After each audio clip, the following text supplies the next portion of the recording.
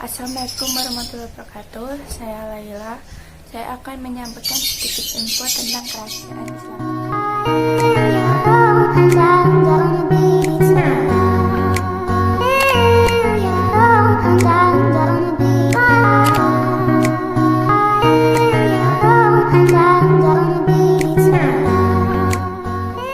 Adalah Kerajaan Demak.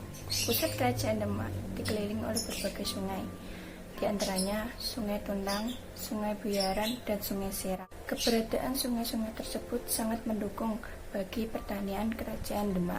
Pada kehidupan politik, Demak mencapai kejayaannya pada masa pemerintahan Sultan Trenggono pada tahun 1521 sampai 1546. Demak berhasil memperluas wilayah kekuasaannya sampai Sukadana, Palembang, Jambi, dan Banjar. Sebagai kerajaan yang terletak di wilayah pesisir, Kerajaan Demak bertumbuh pada sektor perdagangan maritim. Selain mengembangkan perekonomian di sektor maritim, Kerajaan Demak juga mengembangkan di sektor perekonomian agraris. Dan beras menjadi komoditas dagang yang paling diunggulkan. Di kehidupan agama, Wali Songo memiliki peran sebagai penasihat di Kerajaan Demak.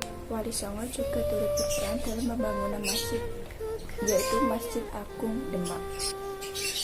Masjid Agung Demak digunakan untuk dakwah. Masjid Agung Demak digunakan untuk sebagai dakwah agama Islam dan membahas tentang permasalahan kerajaan.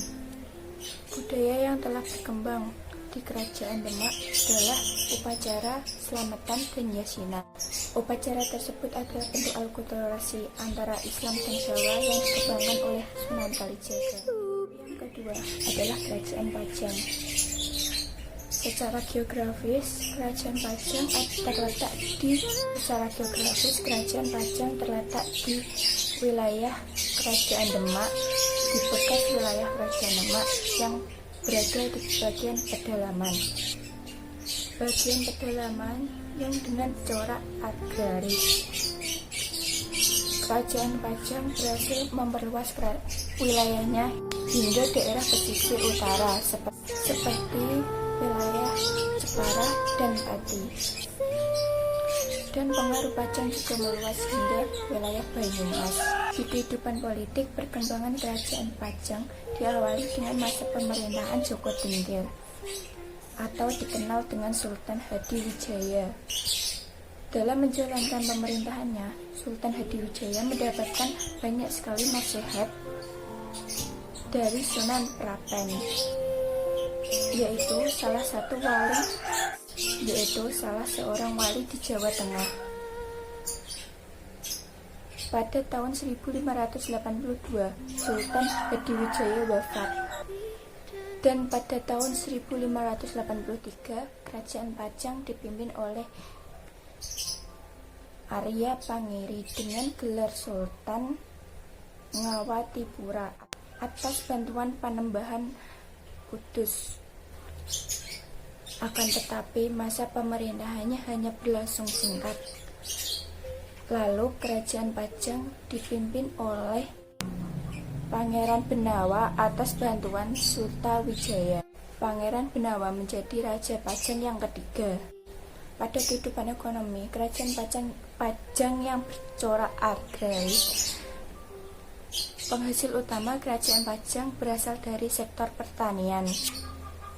Letak Kerajaan Pajang yang diapit oleh beberapa sungai membuat pertanian Kerajaan Pajang menjadi subur. Selain itu, masyarakat juga sudah menggunakan uang untuk bertransaksi jual beli. Kehidupan agama Kerajaan Pajang adalah Islam kultural yang diajarkan oleh para wali dan ulama, yang dilanjutkan oleh para pemimpin Kerajaan Pajang. Kebudayaan Islam di Pajang sudah berbau dengan kebudayaan di Jawa.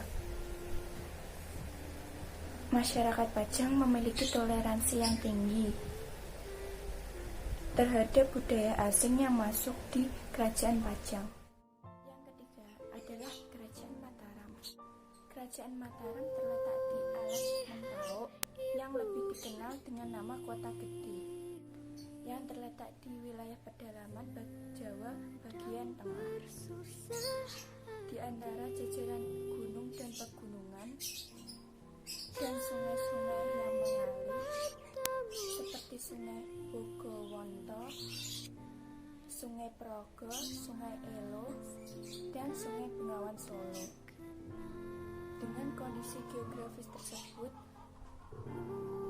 tanah Mataram sangat subur dan cocok untuk pertanian. Di kehidupan politik, daerah tujuan persebaran Mataram antara lain Demak, Madiun, Kediri, Ponorogo, Tuban, dan Pasuruan. Sultan Agung bercita-cita menyatukan seluruh Pulau Jawa di bawah kekuasaan Mataram.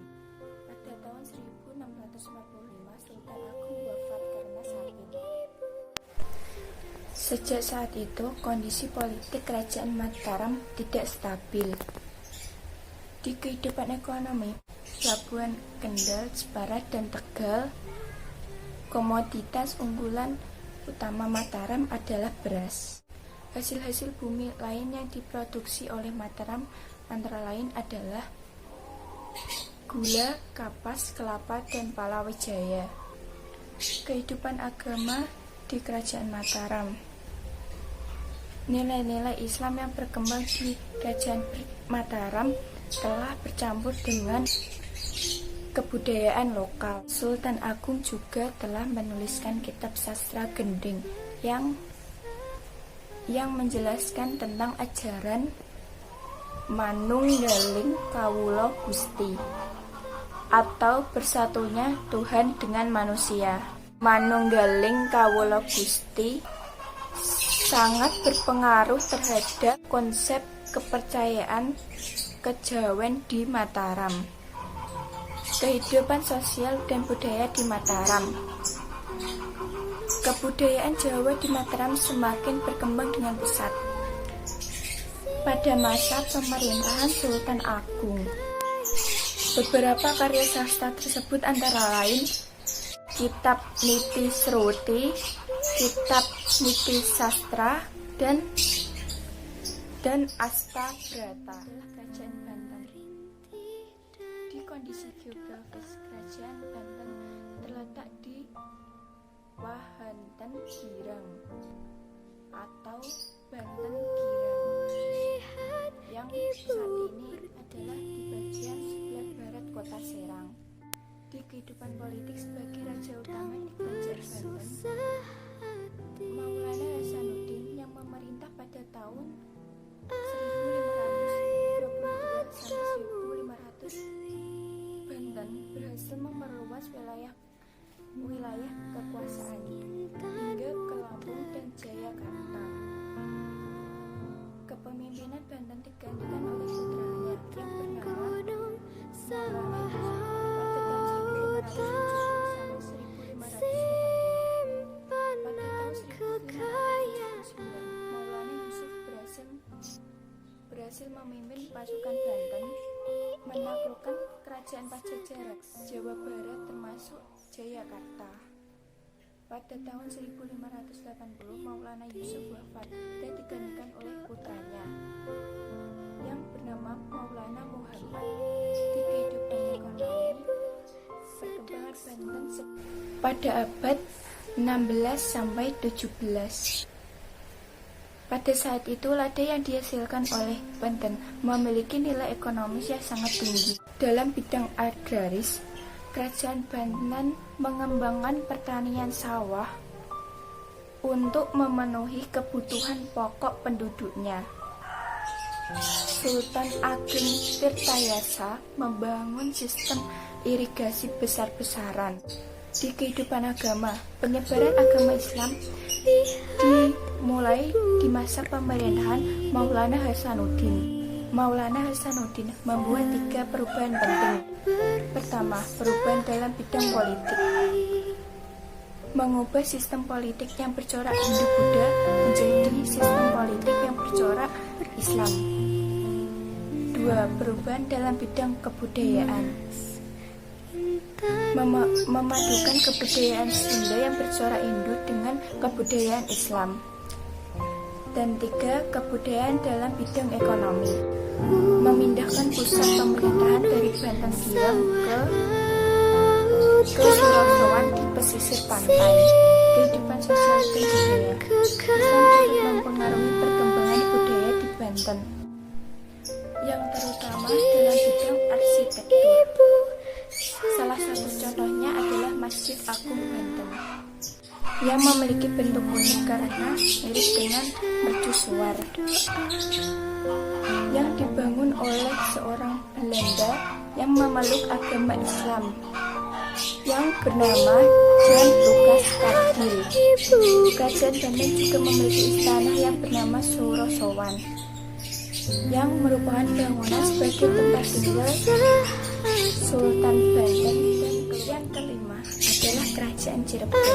Cirebon merupakan pelabuhan perdagangan yang sangat ramai di Pulau Jawa setelah pelabuhan Banten.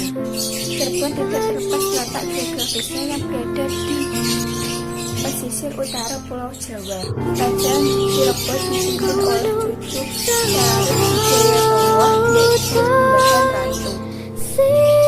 Hubungan antara Cirebon dan Mataram karena ikatan pernikahan. Pada pernikahan Sultan Agung pada tahun 1613 sampai 1645 dengan kakak Panembahan Ratu, yaitu Ratu Ayu Sahlun. Dari pernikahan tersebut lahir Amangkurat I.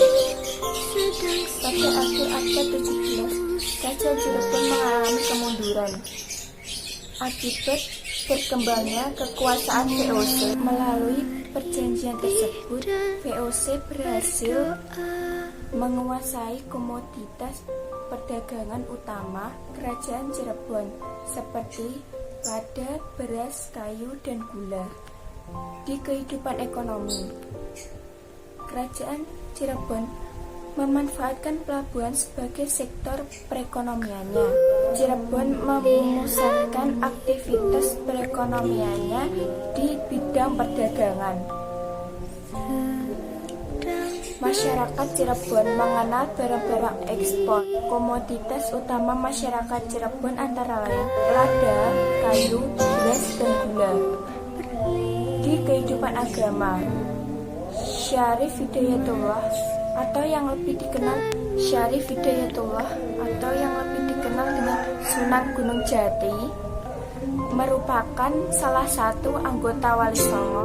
Salah satu bukti perkembangan Islam di Cirebon pada masa pemerintahan Syarif Hidayatullah adalah pembangunan Masjid Agung Ciptarasa di sebelah barat alun-alun Keraton Pakuwati.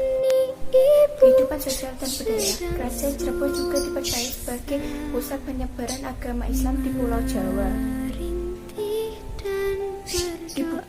Dibuktikannya dengan ajaran tasawuf dan tarekat-tarekat Islam seperti Kubrawiyah, Qadariyah, Satariyah, dan Tijaniyah di wilayah Cirebon. Ditemukannya berbagai karya sastra yang membuktikan keberadaan Kerajaan Cirebon, yaitu Nagara Kertabumi yang ditulis oleh Pangeran Wangsakerta, Purwaka Caruban Nagari ditulis oleh Pangeran Arya Cakbon, dan Babad Cirebonnya ditulis oleh Ki Martiasi pada abad 18.